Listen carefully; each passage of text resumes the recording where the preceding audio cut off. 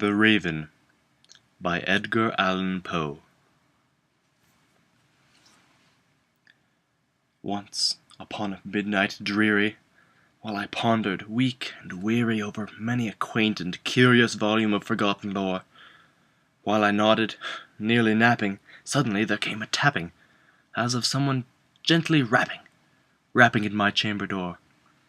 "'Tis some visitor," I muttered, "tapping at my chamber door. Only this, and nothing more." Distinctly I remember. It was in the bleak December, and each separate dying ember wrought its ghost upon the floor. Eagerly I wished the morrow. Vainly I had sought to borrow from my book's surcease of sorrow, sorrow for the lost Lenore, for the rare and radiant maiden whom the angels named Lenore, nameless here for evermore.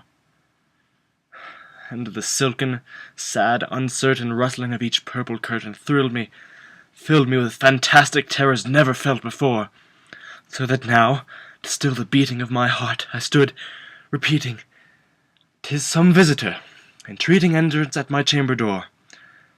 Some late visitor, entreating entrance at my chamber door. This it is, and nothing more."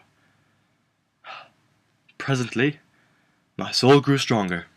Hesitating then no longer, "Sir," said I, "or madam, truly your forgiveness I implore. But the fact is, I was napping. So gently you came rapping, so faintly you came tapping at my chamber door, that I scarce was sure I heard you." Here I opened wide the door. Darkness there, and nothing more. Deep into that darkness peering, long I stood there wondering, fearing, doubting, dreaming dreams no mortal ever dared to dream before. But the silence was unbroken, and the darkness gave no token, and the only word there spoken was the whispered word, "Lenore!" This I whispered, and an echo murmured back the word, "Lenore!" Only this, and nothing more.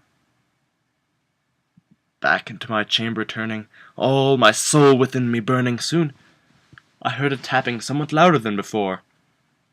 "Surely," said I, "surely that is something at my window lattice. Let us see then what thereat is, and this mystery explore. Let my heart be still a moment, and this mystery explore. 'Tis the wind, and nothing more." Open here I flung the shutter, when, with many a flirt and flutter, in there stepped a stately raven of the saintly days of yore. Not the least obeisance made he, not a moment stopped or stayed he, but, with mien of lord or lady, perched above my chamber door. Perched upon a bust of Pallas, just above my chamber door. Perched, and sat, and nothing more. Then the ebony bird beguiling all my sad soul into smiling, by the grim and stern decorum of the countenance it wore. "Though thy crest be shorn and shaven, thou," I said, "art sure no craven, ghastly, grim, and ancient raven, wandering from the nightly shore. Tell me what thy lordly name is on the night's Plutonian shore." Quoth the raven, "Nevermore." Much I marvelled this ungainly fowl to hear discourse so plainly, though its answer little meaning, little relevancy bore.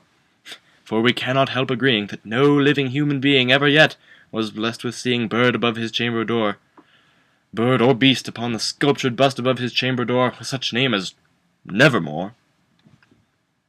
But the raven, sitting lonely on that placid bust, spoke only that one word, as if his soul in that one word he did outpour. Nothing farther than he uttered, not a feather then he fluttered, till I scarcely more than muttered, "Other friends have flown before. On the morrow he will leave me, as my hopes have flown before." Then the bird said, "Nevermore." Startled at the stillness broken by reply so aptly spoken, "Doubtless," said I, "what it utters is its only stock and store, caught from some unhappy master, whom unmerciful disaster followed fast and followed faster, till his songs one burden bore, till the dirges of his hope that melancholy burden bore of never, nevermore. Then the raven, still beguiling all my sad soul into smiling, straight I wheeled a cushioned seat in front of bird and bust and door. Then, upon the velvet sinking, I betook myself to linking fancy unto fancy, thinking what this ominous bird of yore, what this grim, ungainly, ghastly, gaunt, and ominous bird of yore meant in croaking nevermore. This I sat engaged in guessing, but no syllable expressing to the bird, to the fowl whose fiery eyes now burned into my bosom's core. This and more I sat divining, with my head at ease reclining on the cushion's velvet lining, with the lamplight gloating o'er. But whose velvet violet lining with the lamplight gloating o'er she shall press? Ah, nevermore. Then, methought, the air grew denser, perfumed by an unseen censer swung by seraphim whose footfalls tinkled on the tufted floor. Wretch, I cried, thy God hath lent thee, by these angels he hath sent thee, respite, respite and nepenthe from thy memories of Lenore. Quaff, oh quaff this kind nepenthe, and forget this lost Lenore. Quoth the raven, nevermore. Prophet, said I, thing of evil! Prophet still, if bird or devil, or the tempter sent, or the tempest tossed thee here ashore, desolate, yet all undaunted, on this desert land enchanted, on this home by horror haunted.